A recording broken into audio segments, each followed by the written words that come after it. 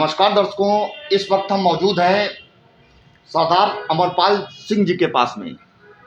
परिचय थोड़ा करा देते हैं दर्शकों। पूर्व प्रधान रहे हैं वजीर नगर के और 137 माने पलिया विधानसभा के संभावित समाजवादी पार्टी के प्रत्याशी हैं। यूपी 22 का सीएम कौन कार्यक्रम में सम्मिलित हुए हैं। विधानसभा चुनावी महासंग्राम में आपका बहुत बहुत स्वागत है अमरपाल जी। सबसे पहले तो हमारा आपसे सवालात है कि आगामी विधानसभा चुनाव को लेकर के पलिया विधानसभा में इस वक्त क्या चल रहा है, कुछ दर्शकों को जानकारी दें। पलिया विधानसभा में चलना क्या, चलने के लिए बचा क्या है। जो चलना है, चलने के लिए बचा नहीं। जनता भूखी मर रही है। पैसा गन्ने का 2-2 साल 1.5 साल से मिल नहीं रहा है। लोगों की धी बेटियां घर बैठी हैं। लोगों के बीमार बाप मर रहे हैं, उनके लिए 5 पल्ली नहीं मिल रही जो उठा के इलाज करा लें किसी का। और चलने को बचा क्या है। धान बिक रहा है, धान का पैसा 6-6 महीना खाते में है। कोई बूझ नहीं रहा क्यों खाते से कोई के खाते में नहीं जा रहा है। कोई पूछने वाला है नहीं, सब खत्म है काम। उसमें कुछ बचा नहीं है जनता के बीच में जो चलने वाला। बाकी जनता से ये अपील है कि इसको बदलो, जैसे बदल पाओ तैसे इसको बदलो। ये मेरी अपील है जनता से। किसान आंदोलन को लेकर के आप क्या कहना चाहेंगे। किसान आंदोलन एक वो आंदोलन है जो इतिहास की कड़ी बन गया, जो इतिहास के पन्नों में दर्ज रहेगा। ना कभी ऐसा आंदोलन हुआ है और ना भविष्य में कभी होगा।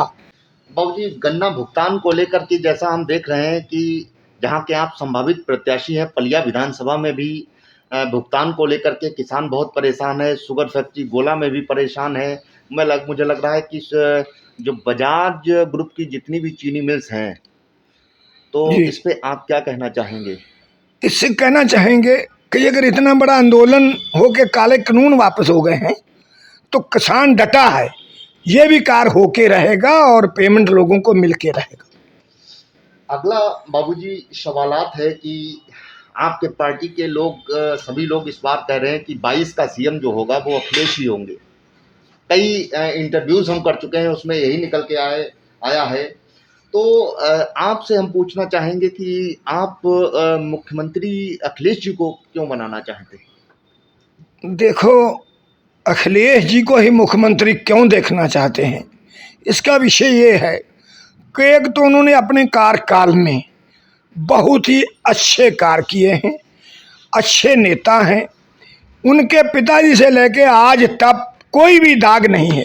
और जो उनके पिताजी ने किसानों के हित में किया है वो दूसरा नेता ना कोई करेगा, ना कर पाएगा, ना कोई मतलब है। इसलिए हम अखिलेश जी को ही मुख्यमंत्री देखना चाहते हैं। अगला बाबूजी आपसे सवालात है हमारा, विपक्ष को लेकर के आप क्या कहेंगे। विपक्ष खत्म है, विपक्ष को लेके क्या कहना है। विपक्ष खत्म, जीरो। विपक्ष कुछ नहीं है, कहीं विपक्ष कुछ नहीं है, विपक्ष खत्म। भाजपाई लोग कह रहे हैं कि सरकार हमारी ही बनेगी। अच्छी बात है, बना ले, मगर जनता नहीं बनने देगी। बात जनता की है, बात हमारी जेब की सरकार नहीं है जो हम अपनी जेब से सरकार बना लेंगे। जनता के अंदर आक्रोश है, जनता दुखी है। मैं बता रहा हूँ, एक एक पन्ने में लोग मर रहे हैं, उनके घर में चौनी नहीं है जो जाके इलाज करा लें। लोगों की धी बेटियों के डोले नहीं उठ रहे हैं।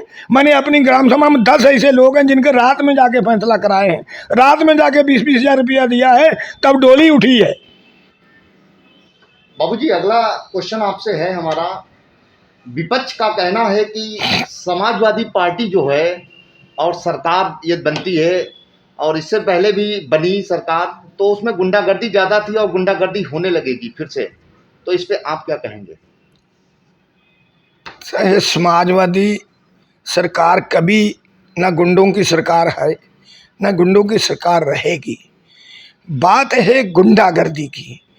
गुंडागर्दी भाजपा से पूछा जाए कि तुम्हारे पीढ़ में क्या है, तुम्हारे पीढ़ में गुंडागर्दी नहीं।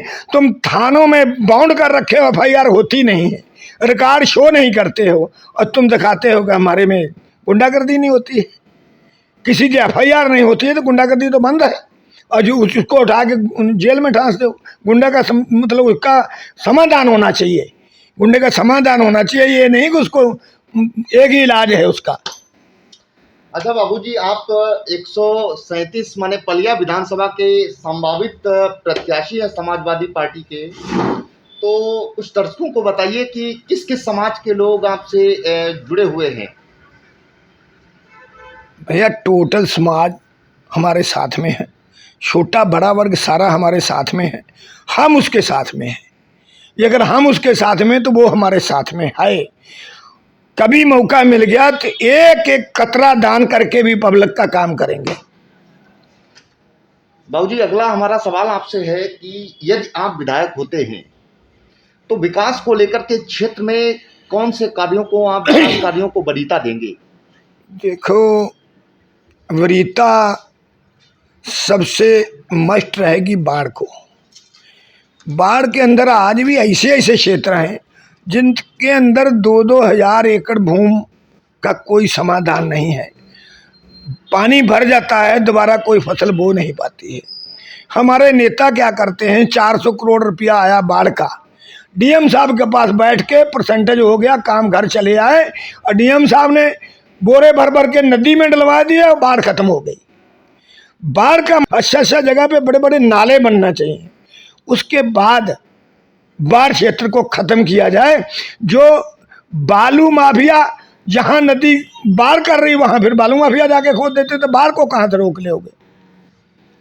बाबूजी, यूपी खबर के माध्यम से आप 137 माने पलिया विधानसभा की जनता से क्या अपील करेंगे? जनता से दोनों हाथ जोड़ के अपील करेंगे कि इस सरकार को पतन किया जाए, इसको ख़त्म किया जाए, नई सरकार बनाई जाए, किसान सरकार बनाई जाए जो किसान हित में काम कर सकती है। दर्शकों, अभी आप अमरपाल सिंह जी को सुन रहे थे, जो पलिया विधानसभा के संभावित समाजवादी पार्टी के प्रत्याशी हैं। काफ़ी कुछ उन्होंने समाजवादी पार्टी के बारे में भी बताया है, साथ ही में विपक्ष को भी लेकर के काफ़ी कुछ बताया है। और जो अमरपाल जी की प्रायोरिटी होगी विकास को लेकर के, वो सबसे पहले होगी जो बाढ़ है। बाढ़ एक बहुत बड़ी समस्या है पलिया विधानसभा में। हर वर्ष आदमी का जीवन, आदमी का घर तहस नहस हो जाता है, तो सबसे पहले उस पर काम होगा। उसके बाद शिक्षा पे विशेष तौर से कार्य करेंगे, क्योंकि अमरपाल जी एक जागरूक हैं। तो और उसके बाद उन्होंने अपनी आवाम से अपील किया है कि बहकावे में इस बार ना आए, चूंकि समाजवादी पार्टी की सरकार बनना तय है। अब देखना यह है दर्शकों की चुनावी शंखनाद हो चुका है, प्रत्याशी किस्मत आजमाने के लिए युद्ध मैदान में आ चुके हैं। अब क्या होता है आगे, ये देखना है। और ताज़ा तरीन खबरें और अपडेट लेने के लिए आप देखते रहिए यूपी खबर। इसी के साथ कैमरा पर्सन अर्जुन राज के साथ मनीष शर्मा, यूपी खबर, लखीमपुर खीरी।